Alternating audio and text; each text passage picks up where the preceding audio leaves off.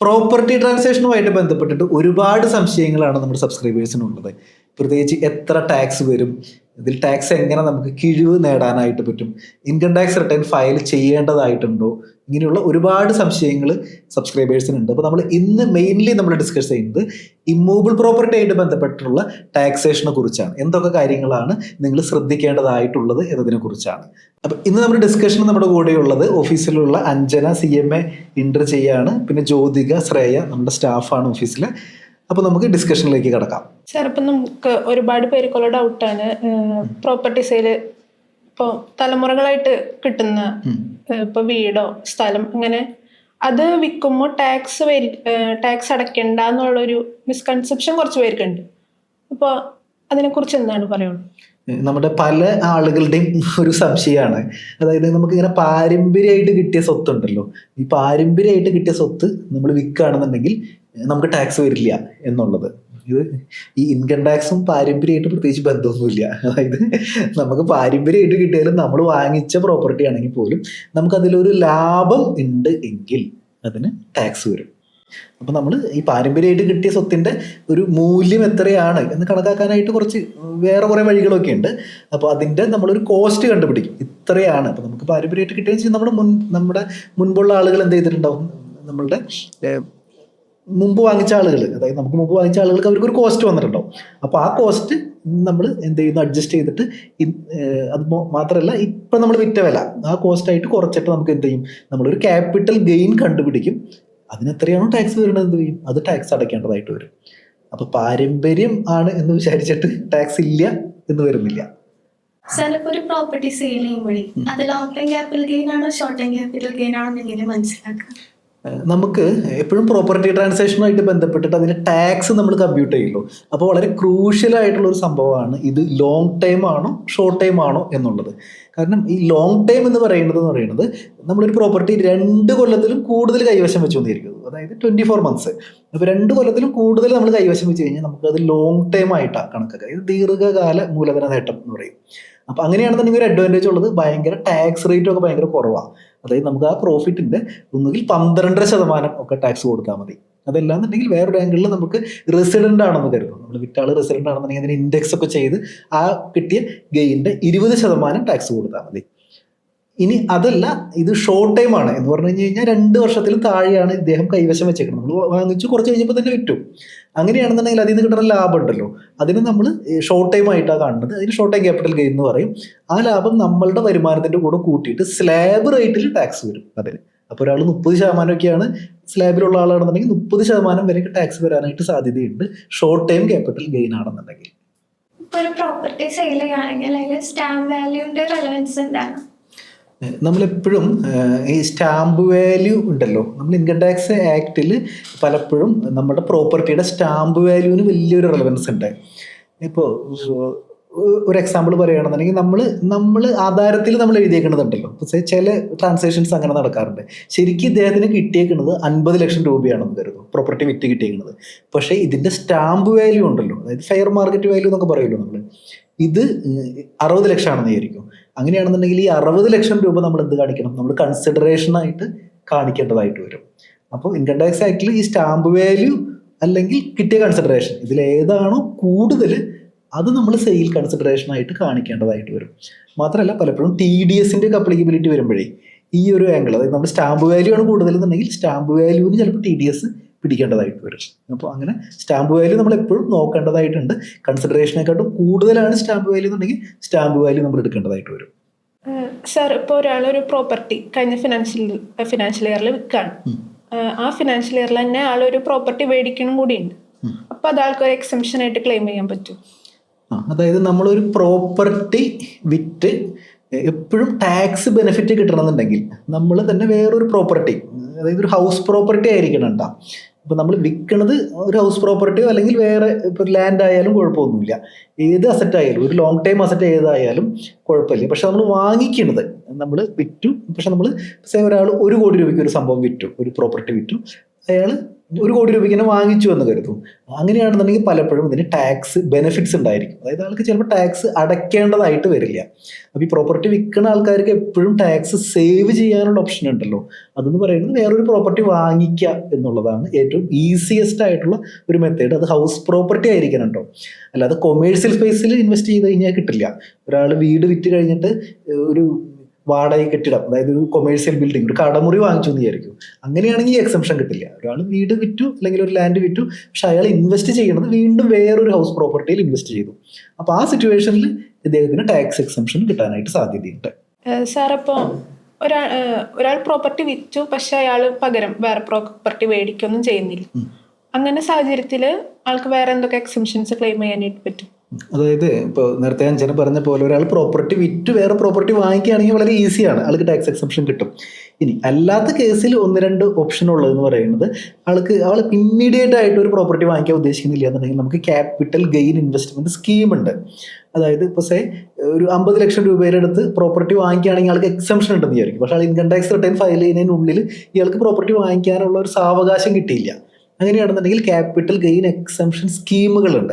അപ്പോൾ അത് 3 വർഷത്തിനുള്ളിൽ എന്ത് ചെയ്താൽ മതി, അത് യൂട്ടിലൈസ് ചെയ്താൽ മതി. ഇപ്പോൾ ആളൊരു വീടൊക്കെ പണിത് കൺസ്ട്രക്ട് ചെയ്യുകയാണെന്നുണ്ടെങ്കിൽ, അതല്ല ആൾ വേറൊരു പ്രോപ്പർട്ടി വാങ്ങിക്കുകയാണെന്നുണ്ടെങ്കിൽ 2 കൊല്ലത്തിനുള്ളിൽ എന്ത് ചെയ്താൽ മതി, ഈ ക്യാപിറ്റൽ ഗെയിൻ ഇൻവെസ്റ്റ്മെൻറ്റ് സ്കീമിൽ ഇട്ടിട്ട് ആ ഫണ്ട് അതിന് വേണ്ടിയിട്ട് യൂസ് ചെയ്താൽ മതി.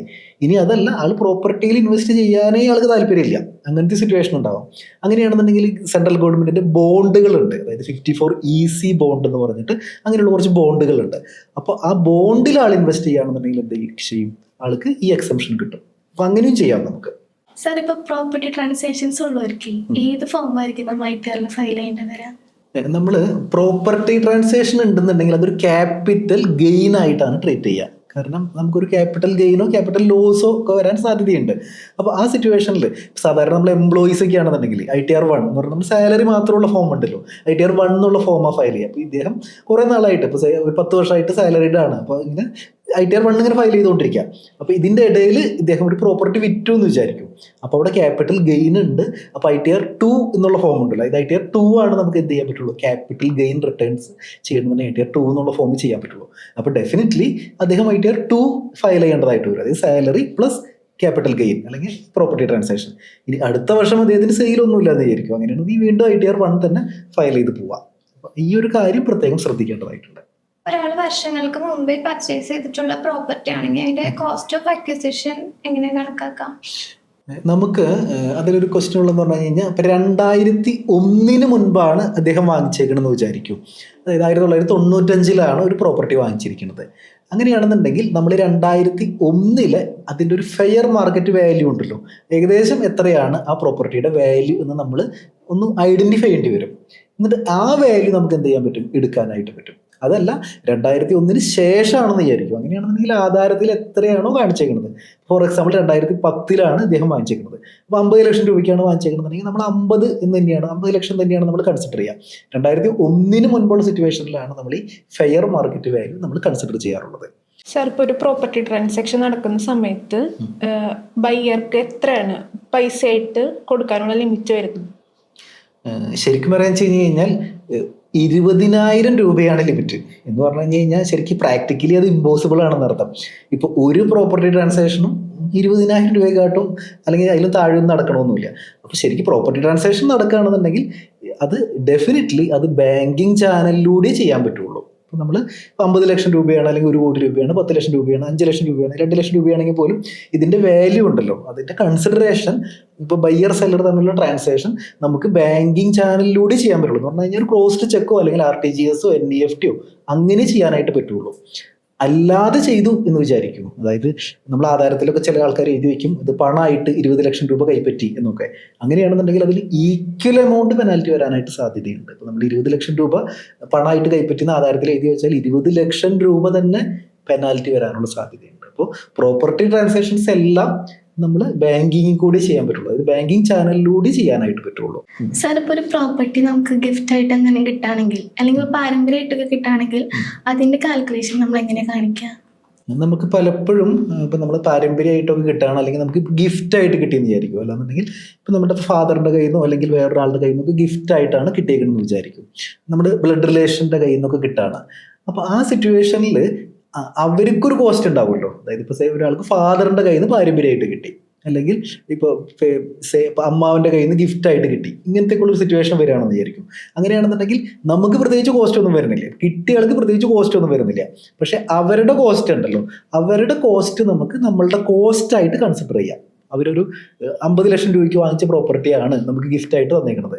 നമുക്ക് പ്രത്യേകിച്ച് പൈസ ചിലവൊന്നുമില്ല, നമ്മളിത് വിൽക്കുന്നത് 1 കോടിക്കാണ്. അപ്പം ഈ 1 കോടിയും നമ്മുടെ ലാഭമായിട്ട് കണക്കാക്കില്ല. അതായത് അവരുടെ കോസ്റ്റ് നമുക്ക് എന്ത് ചെയ്യാൻ പറ്റും, കോസ്റ്റായിട്ട് കൺസിഡർ ചെയ്യാനായിട്ട് പറ്റും. ഒരു NRIയുടെ കയ്യിൽ നിന്നാണ് നമ്മൾ പ്രോപ്പർട്ടി വാങ്ങിക്കുന്നതെന്നുണ്ടെങ്കിൽ എന്തൊക്കെയാണ് ശ്രദ്ധിക്കേണ്ടത്, പ്രത്യേകിച്ച് TDSന്റെ കാര്യങ്ങളിൽ? NRI ആണ് സെല്ലർ എന്ന് വിചാരിക്കൂ. അങ്ങനെയാണെന്നുണ്ടെങ്കിൽ ഇത് വാങ്ങിക്കുന്ന ആള് ഭയങ്കരമായിട്ടൊന്ന് ശ്രദ്ധിക്കണം. അല്ലാന്നുണ്ടെങ്കിൽ വാങ്ങിക്കുന്ന ആൾക്ക് പണി കിട്ടാനായിട്ട് സാധ്യതയുണ്ട്. കാരണം വെച്ച് കഴിഞ്ഞ് കഴിഞ്ഞാൽ നമ്മൾ ഇൻകം ടാക്സ് ആക്ട് പ്രകാരം സെക്ഷൻ 195 പ്രകാരം നമ്മൾ ഒരു പൈസ, അതിപ്പോൾ പ്രോപ്പർട്ടി ആണെന്നൊന്നും നിർബന്ധമില്ല കേട്ടോ, നമ്മളിപ്പോൾ ഒരു വാടക പോലും കൊടുക്കുകയാണെന്ന് വിചാരിക്കും, നമ്മൾ എന്ത് പൈസ NRIക്ക് കൊടുക്കുന്നോ അപ്പോഴൊക്കെ TDS പിടിച്ചിട്ട് എന്ത് ചെയ്യാൻ പറ്റുള്ളൂ, പൈസ കൊടുക്കാൻ പറ്റുള്ളൂ. ഫോർ എക്സാമ്പിൾ ഇപ്പോൾ ഒരാളുടെ കയ്യിൽ നിന്ന്, ഇപ്പോൾ ഒരു NRIയുടെ കയ്യിൽ നിന്ന് നമ്മളൊരു 40 ലക്ഷം രൂപയ്ക്ക് നമ്മളൊരു പ്രോപ്പർട്ടി വാങ്ങിക്കുകയാണെന്ന് വിചാരിക്കും. അപ്പോൾ നമ്മൾ 40 ലക്ഷം രൂപ NRIക്ക് കൊടുക്കണം. അപ്പോൾ ആ സിറ്റുവേഷനിൽ അതിൻ്റെ TDS റേറ്റ് വരുന്നതുണ്ടല്ലോ, 12% TDSും പ്ലസ് നമ്മുടെ സെസ് അടക്കം ഏകദേശം 13% അടുത്ത്. അപ്പോൾ 13% അടുത്ത് TDS പിടിച്ചിട്ട് എന്ത് ചെയ്യാൻ പറ്റുള്ളൂ, ഈ പൈസ ഇദ്ദേഹത്തിന് കൊടുക്കാനായിട്ട് പറ്റുള്ളൂ. അപ്പോൾ അതായത് ഏകദേശം ഒരു 4-4.5 ലക്ഷം രൂപയുടെ അടുത്ത് എന്ത് വരും, TDS പിടിച്ച്, അല്ലെങ്കിൽ 5 ലക്ഷം രൂപയുടെ അടുത്ത് TDS പിടിച്ച്. അപ്പോൾ ഈ 40 ലക്ഷത്തിൽ നിന്ന് 5 ലക്ഷമൊക്കെ പിടിച്ചിട്ട് ബാക്കിയുള്ള 35 ലക്ഷം രൂപ എന്ത് ചെയ്യാൻ പറ്റുള്ളൂ, കൊടുക്കാനായിട്ട് പറ്റുള്ളൂ. അപ്പോൾ അത് എപ്പോഴും ബയ്യർ ഭയങ്കരമായിട്ട് ശ്രദ്ധിക്കേണ്ട കാര്യമാണ്. ഇനി ബയ്യർ അത് വിട്ടുപോയി എന്ന് വിചാരിക്കൂ, അതായത് ഇപ്പോൾ ബയ്യർ ഇങ്ങനെയുള്ളൊരു സംഭവം കൺസിഡർ ചെയ്യാനായിട്ട് വിട്ടുപോയി. അങ്ങനെയാണെന്നുണ്ടെങ്കിൽ ഇപ്പോൾ പല കേസിലും ഇപ്പോൾ ഇൻകം ടാക്സിൽ നിന്നൊക്കെ ബയ്യേഴ്സിനുണ്ടല്ലോ, അതായത് ഈ പ്രോപ്പർട്ടി വാങ്ങിച്ച ആളുകൾക്കൊക്കെ നോട്ടീസ് വരുന്നുണ്ട്. അതായത് ഇപ്പോൾ 1 കോടി രൂപയുടെയൊക്കെ ട്രാൻസാക്ഷൻ ആണെന്നുണ്ടെങ്കിൽ ഏകദേശം ചിലപ്പോൾ 15% അടുത്തൊക്കെ ചിലപ്പോൾ വരും. അതായത് ഇതിൻ്റെ സർചാർജൊക്കെ അടക്കം ചിലപ്പോൾ 15-16% അടുത്തൊക്കെ നമുക്ക് ഈ TDS അപ്ലിക്കബിലിറ്റി വരും. അപ്പോൾ 1 കോടി രൂപ നമ്മൾ ഒരു NRIക്ക് കൊടുക്കുകയാണ്, NRIക്ക് നമ്മുടെ കൺസിഡറേഷൻ എന്ന് പറഞ്ഞാൽ 1 കോടി രൂപയാണ്. അപ്പോൾ ആ സിറ്റുവേഷനിൽ നമ്മൾ 15 ലക്ഷം രൂപയ്ക്ക് എന്ത് ചെയ്യണം, TDS പിടിച്ച് ബാക്കി 85 ലക്ഷം രൂപയ്ക്ക് കൊടുക്കാനായിട്ട് പാടുള്ളൂ. നമ്മളിത് വിട്ടുപോയി എന്ന് വിചാരിക്കും, അതായത് നമ്മളിതൊന്നും അറിഞ്ഞില്ല, നമ്മളിത് വിട്ടുപോയി 1 കോടി രൂപയും നമ്മുടെ NRIക്ക് കൊടുത്തു. NRI നേരെ US-ലോ UK-ലൊക്കെ പോയി, ആളിനി പിടിച്ചാൽ കിട്ടില്ല, ആളെ നമുക്കിനി ട്രേസ് ഔട്ട് ചെയ്യാൻ പറ്റില്ല. അപ്പോൾ ആ സിറ്റുവേഷനിൽ ചിലപ്പോൾ ഇൻകം ടാക്സുകാർ ചിലപ്പോൾ ഇതെന്ത് ചെയ്യും, ഇതൊക്കെ ഐഡൻറ്റിഫൈ ചെയ്തിട്ട് പറയും, നിങ്ങൾ എന്ത് ചെയ്തു, നിങ്ങൾ TDS പിടിച്ചില്ല, അപ്പോൾ ആ TDS എന്ത് ചെയ്യണം, നിങ്ങൾ ഇപ്പം തരണം എന്ന് പറഞ്ഞ് പലർക്കും ഇപ്പം നോട്ടീസൊക്കെ അയക്കുന്നുണ്ട്. അപ്പോൾ ഈ ബയ്യർ, അതായത് ഇപ്പോൾ ബയ്യർ എപ്പോഴും ശ്രദ്ധിക്കേണ്ട കാര്യം എന്ന് പറയുന്നത് സെല്ലർ ആരാണെന്നുള്ളത് വലിയൊരു ക്വസ്റ്റ്യൻ ആണ്. സെല്ലർ NRI ആണെന്നുണ്ടെങ്കിൽ എന്ത് ചെയ്യണം, നമ്മൾ ഈ TDS ഒക്കെ പിടിച്ചിട്ട് എന്ത് ചെയ്യാൻ പറ്റുള്ളൂ, പൈസ കൊടുക്കാനായിട്ട് പാടുള്ളൂ. അല്ലാന്നുണ്ടെങ്കിൽ ബയ്യർ വലിയൊരു ട്രാപ്പിൽ പെട്ട് പോകാനുള്ള സാധ്യതയുണ്ട്. സർ, ലോങ് ടൈം ക്യാപിറ്റൽ ഗെയിൻ്റെ കേസിൽ എങ്ങനെയാണ് ഇൻഡെക്സേഷൻ ബെനിഫിറ്റ് അപ്ലൈ ചെയ്യുന്നത്? ഇപ്പം നമ്മുടെ ലാസ്റ്റ് ബഡ്ജറ്റിലുണ്ടല്ലോ, ലാസ്റ്റ് ബഡ്ജറ്റ് 2024 ജൂലൈയിലെ സെക്കൻഡ് ബഡ്ജറ്റിൽ ഒരുപാട് ചേഞ്ചസ് കൊണ്ടുവന്നിട്ടുണ്ടായിരുന്നു. അപ്പോൾ മെയിൻലി പറയുകയാണെന്നുണ്ടെങ്കിൽ നമ്മുടെ ഇൻഡെക്സേഷൻ എന്ന് പറഞ്ഞ സംഭവത്തിൻ്റെ എടുത്ത് കളഞ്ഞിട്ടുണ്ടായിരുന്നു. പിന്നെ നമ്മൾ റെസിഡൻ്റ് ആണെന്നുണ്ടെങ്കിൽ എന്ത് ചെയ്യാൻ പറ്റും, ഈ ജൂലൈ 23 മുമ്പ് വാങ്ങിച്ച പ്രോപ്പർട്ടി ആണെന്നുണ്ടെങ്കിൽ അതിൽ ഇൻഡെക്സേഷൻ ബെനിഫിറ്റ് എടുക്കാം എന്ന് പറയുന്നുണ്ട്.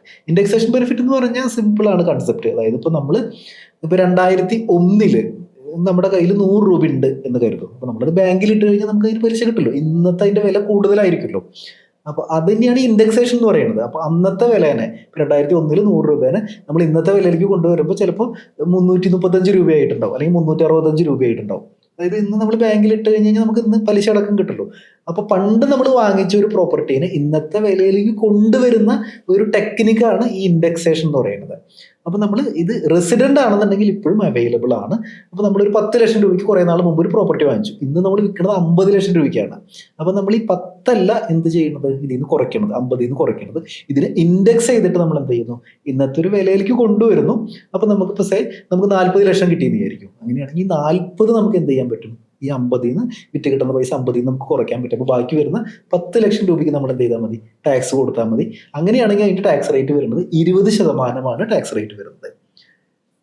ഇതല്ലാതെ നമുക്ക് ഇൻഡെക്സേഷൻ അല്ലാതെ നമുക്ക് എന്ത് ചെയ്യാൻ പറ്റും, മറ്റൊരു ഓപ്ഷൻ കൂടി എടുക്കാനായിട്ട് പറ്റും. അതായത് വിത്തൗട്ട് ഇൻഡെക്സേഷൻ റൂട്ട് നമുക്ക് പോവാം. ഇപ്പം നേരത്തെ പറഞ്ഞ പോലെ 10 ലക്ഷമാണ് നമ്മുടെ കോസ്റ്റ്, നമ്മൾ വിൽക്കുന്നത് 50 ലക്ഷം രൂപയ്ക്കാണ്. അപ്പോൾ അതിൽ പ്രോഫിറ്റ് എന്ന് പറയുന്നത് 40 ലക്ഷം രൂപയാണ്.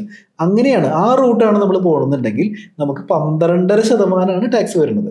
നേരത്തെ ഇൻഡെക്സ് ചെയ്ത് പോകുമ്പോൾ 20%, ഇൻഡെക്സ് ചെയ്യാതെ പോകുമ്പോൾ 12.5%. ഇനിയിപ്പോൾ NRIസിന്റെ കേസാണെന്ന് വിചാരിക്കും. അതായത് ഇപ്പോൾ നമ്മൾ ഈ റെസിഡൻസിന് മാത്രമാണ് ഇങ്ങനെയൊക്കെയുള്ള ഒരു ഓപ്ഷനുകളുള്ളൂ.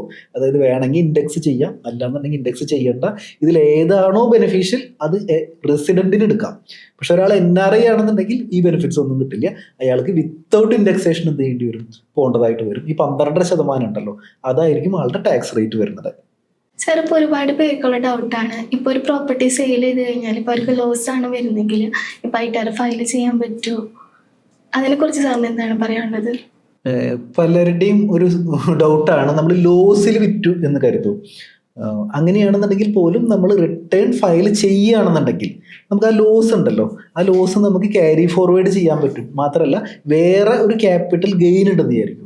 വേറെ നമുക്കൊരു ക്യാപിറ്റൽ ഗെയിൻ ഉണ്ടെന്നുണ്ടെങ്കിൽ അതിലേക്ക് എന്ത് ചെയ്യാൻ പറ്റും, സെറ്റ് ഓഫ് ചെയ്യാനായിട്ട് പറ്റും. നമുക്ക് ലോങ് ടൈമിൽ തന്നെ വേറൊരു ഗെയിൻ ഉണ്ടെങ്കിൽ അതിലേക്ക് സെറ്റ് ഓഫ് ചെയ്യാനായിട്ട് പറ്റും. അതല്ല നമുക്ക് സെറ്റ് ഓഫ് ചെയ്യാനായിട്ടുള്ള ഗെയിൻ ഇല്ല എന്നുണ്ടെങ്കിൽ നമുക്ക് അടുത്ത 8 വർഷത്തേക്കൊക്കെ എന്ത് ചെയ്യാൻ പറ്റും, ക്യാരി ഫോർവേഡ് ചെയ്യാനായിട്ട് പറ്റും. മാത്രമല്ല ഇതുപോലെയുള്ള ട്രാൻസാക്ഷനുകൾ ഉണ്ടല്ലോ, ഇപ്പൊ നമ്മളിപ്പോൾ പ്രോപ്പർട്ടി ട്രാൻസാക്ഷനായിട്ട് ബന്ധപ്പെട്ടാണെന്നുണ്ടെങ്കിൽ ഒരു 30 ലക്ഷം രൂപയെക്കാട്ടും കൂടുതലുള്ള ട്രാൻസാക്ഷൻ ആണെന്നുണ്ടെങ്കിൽ ഇതൊക്കെ നമ്മുടെ ആനുവൽ ഇൻഫർമേഷൻ സ്റ്റേറ്റ്മെന്റ് ഉണ്ടല്ലോ, ഇതിലൊക്കെ റിഫ്ലക്ട് ചെയ്യും ഇതൊക്കെ. അപ്പൊ നേരത്തെ ജ്യോതിക പറഞ്ഞ പോലെ ഇത് നമ്മൾ ശ്രദ്ധിച്ചില്ല എന്ന് വിചാരിക്കും. അതായത് ഇങ്ങനത്തെ കാര്യങ്ങൾ നമ്മൾ ശ്രദ്ധിക്കുന്നില്ല, നമ്മൾ ലോസ് ആണ്, നമ്മൾ വിചാരിക്കുകയാണ് ഇത് ലോസ് ആണല്ലോ, ഇത് എന്തിനാ ഫയൽ ചെയ്യണമെന്ന് വിചാരിച്ചിട്ട് നമ്മൾ വിട്ട് കളഞ്ഞാൽ എന്ത് സംഭവിക്കും, നമുക്ക് കുറച്ച് നാൾ കഴിയുമ്പോൾ ചിലപ്പോൾ ഒരു നോട്ടീസ് വരാനുള്ള സാധ്യതയുണ്ട്. പിന്നെ നമ്മൾ അതിന്റെ പിന്നാലെ നടന്ന് പുലിവാല് പിടിക്കാനുള്ള സാധ്യതയുണ്ട്. അപ്പോൾ നമ്മൾ ലോസ് ആണെങ്കിൽ പോലും നമ്മൾ ഫയൽ ചെയ്തിടാം, അതാണ് ഒരു ബെസ്റ്റ് പ്രാക്ടീസ്. ഇൻ കേസ് ഒരു വ്യക്തി ഇപ്പോ പ്രോപ്പർട്ടി സെയിൽ നടത്തി പക്ഷെ ITR ഫയൽ ചെയ്യാൻ വിട്ടുപോവാണെങ്കിൽ ആൾക്ക് എന്തെങ്കിലും ഇഷ്യൂ വരുമോ? അത് കൂടാണ്ട് ഇപ്പോ പിന്നീട് അത് ഫയൽ ചെയ്യാൻ പറ്റുമോ? നമ്മൾ പ്രോപ്പർട്ടി സെയിൽ നടത്തിയിട്ട് ഇൻകം ടാക്സ് റിട്ടേൺ ഫയൽ ചെയ്യാൻ വിട്ടുപോയി എന്ന് വിചാരിക്കും. നേരത്തെ ജ്യോതിക ചോദിച്ച ക്വസ്റ്റ്യൻ്റെ കണ്ടിന്യൂഷൻ ആയിട്ടാണ് ഇപ്പോൾ ശ്രേയയുടെ ക്വസ്റ്റ്യൻ. അതായത് നമ്മൾ അങ്ങനത്തെ ഒരു സിറ്റുവേഷനിൽ നമ്മളൊരു സെയിൽ നടത്തി നമ്മൾ വിട്ടുപോയി, അങ്ങനെയാണെന്നുണ്ടെങ്കിൽ ഒരു കേസ് എന്ന് പറയുന്നത് നമുക്ക് നോട്ടീസ് വരാനുള്ള സാധ്യതയുണ്ട്. പ്രത്യേകിച്ച് നേരത്തെ പറഞ്ഞ പോലെ 30 lakhs എബോവ് ആണെന്ന് വിചാരിക്കും ട്രാൻസാക്ഷൻ ഒക്കെ വരുന്നത്. അങ്ങനെയാണെന്നുണ്ടെങ്കിൽ നമുക്ക് ഡെഫിനറ്റ്ലി നമുക്കൊരു നോട്ടീസ് വരും. അപ്പൊ ഇനി അടുത്ത മാറ്റർ എന്ന് പറയുന്നത് നമ്മൾ നേരത്തെ വിട്ടുപോയി, പക്ഷേ നമുക്ക് പ്രോഫിറ്റ് ഉണ്ട് എന്ന് വിചാരിക്കും. നേരത്തെ കേസിൽ നമുക്ക് ലോസ് ആയിരുന്നു, നമുക്ക് പ്രോഫിറ്റ് ഉണ്ട്, പക്ഷെ നമ്മൾ ആ സമയത്തൊക്കെ നമ്മൾ വിട്ടുപോയി ഫയൽ ചെയ്യാനായിട്ട്. അങ്ങനെയാണെങ്കിൽ പോലും നമുക്ക് ഇപ്പോഴും അത് ഫയൽ ചെയ്യാൻ പറ്റും. ലാസ്റ്റ് 4 years മുമ്പ് നടന്ന ട്രാൻസാക്ഷൻ ആണെന്ന് വിചാരിക്കും. അങ്ങനെയാണെന്നുണ്ടെങ്കിൽ നമുക്ക് അപ്ഡേറ്റഡ് റിട്ടേൺ ഫയൽ ചെയ്തിട്ട് നമുക്ക് അതിന്റെ ടാക്സ് വേണമെങ്കിൽ ഇപ്പോഴും എന്ത് ചെയ്യാനായിട്ട് പറ്റും, അടയ്ക്കാൻ പറ്റും. അതിന്റെ പെനാൽറ്റിയോ ഇൻട്രസ്റ്റോ എത്രയും ചേഞ്ച് അടച്ചാൽ മതി. നമ്മൾ വൺസ് വിട്ടുപോയി എന്ന് വിചാരിച്ചിട്ട് നമുക്ക് നോട്ടീസ് വരുന്നവരെ വെയിറ്റ് ചെയ്തിരിക്കേണ്ട കാര്യമൊന്നുമില്ല. നമ്മൾ വിട്ടുപോയി കഴിഞ്ഞാൽ നമുക്ക് എന്ത് ചെയ്യാൻ പറ്റും, നമുക്ക് ഫയൽ ചെയ്യാനായിട്ട് പറ്റും, പ്രശ്നമൊന്നുമില്ല. സാർ, ഇപ്പോൾ പ്രോപ്പർട്ടി ട്രാൻസാക്ഷൻ നടക്കുമ്പോൾ TDS പിടിക്കേണ്ട കാര്യം അതിനെക്കുറിച്ചൊന്ന് ഡീറ്റെയിൽ ആയിട്ട് പറയാം. നമുക്ക് പ്രോപ്പർട്ടി ട്രാൻസാക്ഷൻ നടക്കുമ്പോൾ നേരത്തെ നമ്മൾ പറഞ്ഞു NRI ആണെന്നുണ്ടെങ്കിൽ അതിൽ TDS 1 rupee തൊട്ട് അപ്ലിക്കബിളാണ്. അപ്പോൾ ഒരാളുടെ ഇപ്പോൾ ഒരു 10 രൂപയാണെങ്കിൽ പോലും അല്ലെങ്കിൽ 1 ലക്ഷം രൂപയാണ്, അതിനൊരു ലിമിറ്റ് ഇല്ല. NRI ആണെങ്കിൽ ലിമിറ്റ് ഇല്ല, ആൾക്ക് എത്ര കൊടുത്താലും എന്ത് വരും, നമ്മൾ TDS പിടിച്ചിട്ട് പൈസ കൊടുക്കാൻ പാടുള്ളൂ.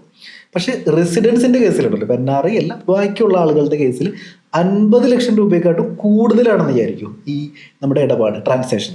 അങ്ങനെയാണെന്നുണ്ടെങ്കിൽ അതിൽ 1% TDS വരും. ഇപ്പോൾ ഫോർ എക്സാമ്പിൾ ഇപ്പോൾ 60 ലക്ഷം രൂപയാണ് ഇതിൻ്റെ ഇത് വരുന്നത്, ട്രാൻസാക്ഷൻ എമൗണ്ട് വരുന്നത്. അപ്പോൾ 60,000 രൂപ ബയ്യർ TDS പിടിച്ചിട്ട് ബാക്കിയുള്ള പൈസ ഉണ്ടല്ലോ, അതായത് 59,40,000 ഇതാണ് എന്ത് ചെയ്യാൻ പാടുള്ളൂ, ട്രാൻസ്ഫർ ചെയ്യാൻ പാടുള്ളൂ. എന്നിട്ട് അത് മാത്രമല്ല TDS പിടിച്ചിട്ട് അതിൻ്റെ ചലാൻ അടയ്ക്കണം. അതിനൊരു ഫോം ഉണ്ട്, 26QB എന്ന് പറഞ്ഞിട്ടൊരു ഫോം ഉണ്ട്.